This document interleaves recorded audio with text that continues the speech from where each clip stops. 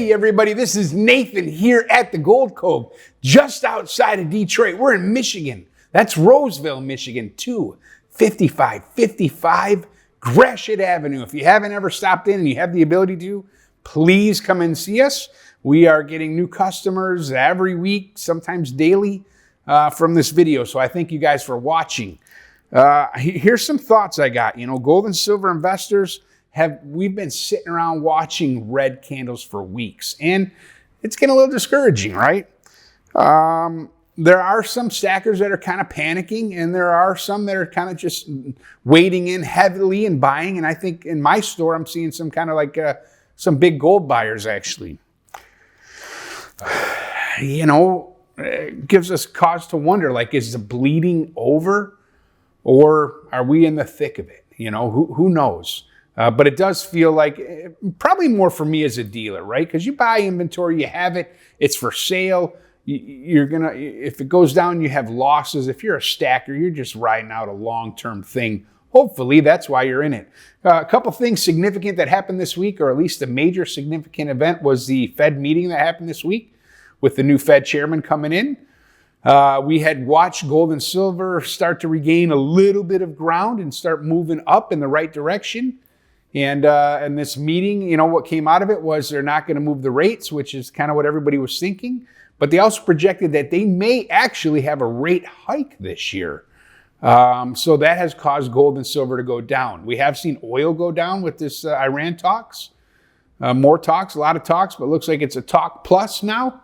And so we see the oil prices are moving down. That's why we saw the gold and silver prices moving up a little bit. And so it leaves us to wonder, like, what's going on with gold and silver? What should we expect?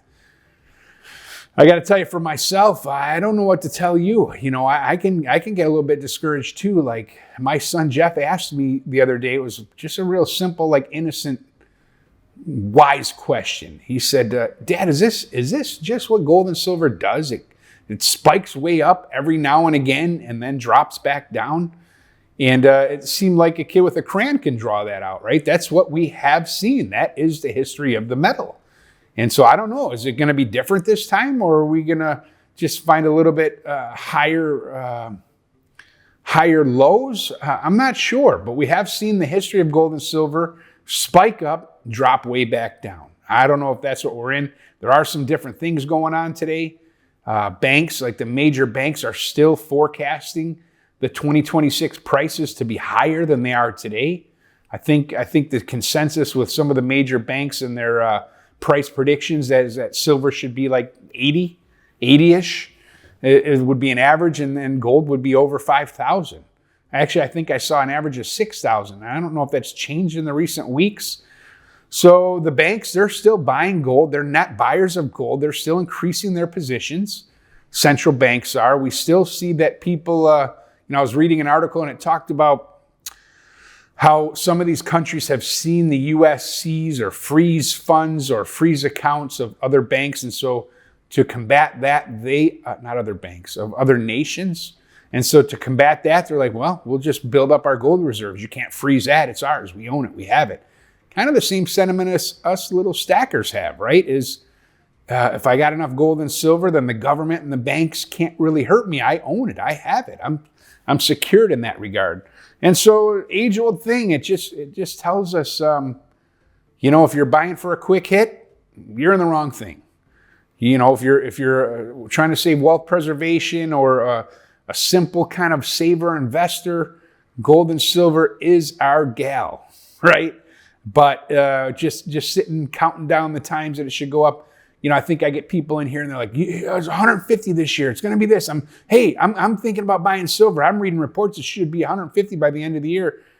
I think that's a bunch of phooey. Maybe it is, but that's not the reason to buy. It's just, I keep beating that. It's just for savings. And so what we're seeing here in the shop, I don't know. Maybe it feels like a little bit of slowdown. Do you think?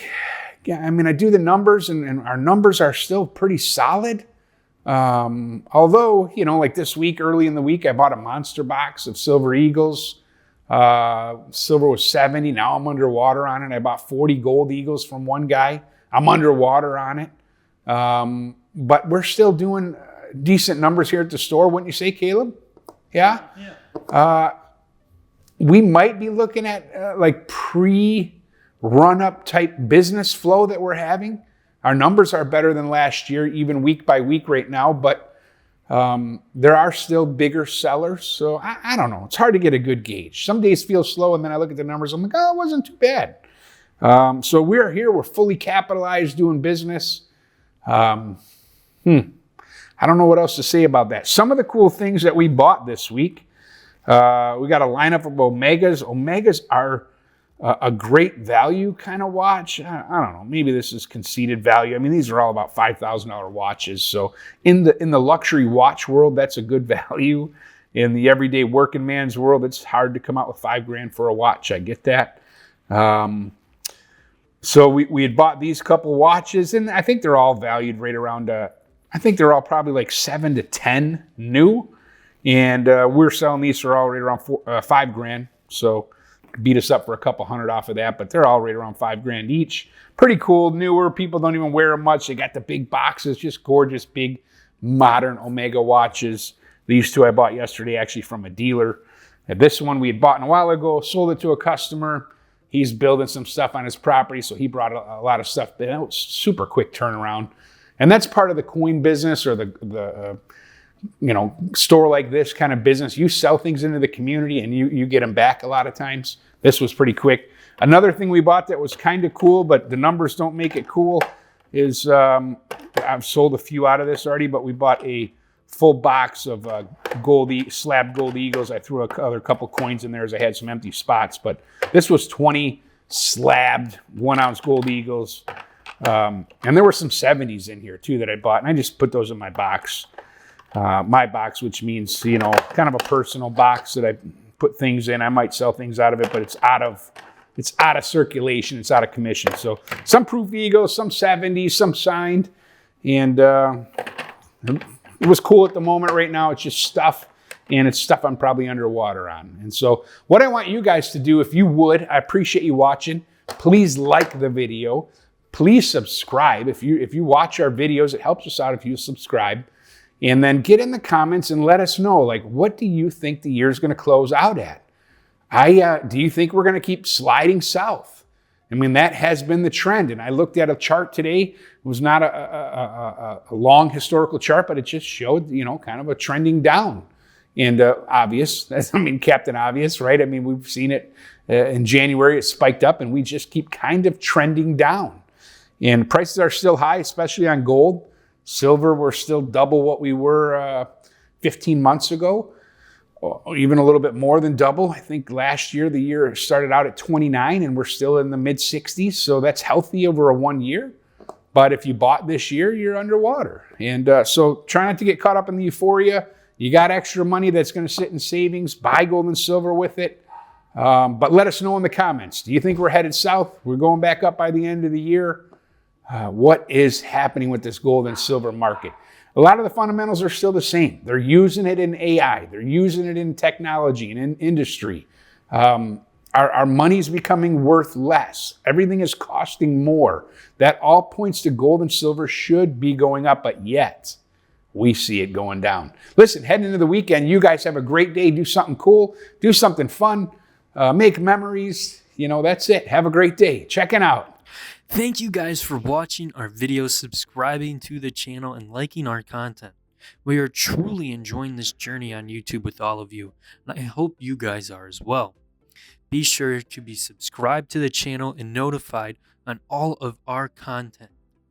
And most importantly, buy precious metals, and don't forget to check out Cameron's whatnot called Gold Cove Cam on there. Things are going way too cheap. It's exciting. It's fun. I'm on there. Pops is on there.